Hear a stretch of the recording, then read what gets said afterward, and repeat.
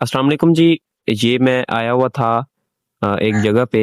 यहाँ पे मैंने एक दरख्त देखा है। इस दरख्त की खासियत ये मुझे लगी कि ये जो है ना, ये अपने बीज सिर्फ एक टहनी पर इसके इसने बनाए हुए हैं। मतलब कि पूरे दरख्त पे और कहीं आपको बीज नजर नहीं आएंगे इसके, लेकिन ये सिर्फ एक ही टहनी पे इसने सारे दरख्त के बीज लगाए हुए हैं। ये आप देख सकते हैं, मैं आपको इसके कुछ शॉर्ट्स दिखाता हूँ, आपको समझ आ जाएगी।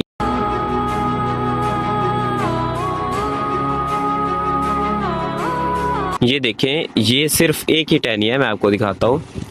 ये पीछे से एक ही टहनी आ रही है, ठीक है, और इसी पे सारे बीज लगे हुए हैं। तो और आपको कहीं पे भी बीज नहीं नजर आएंगे। ये वाकई में एक हैरान कुन बात है।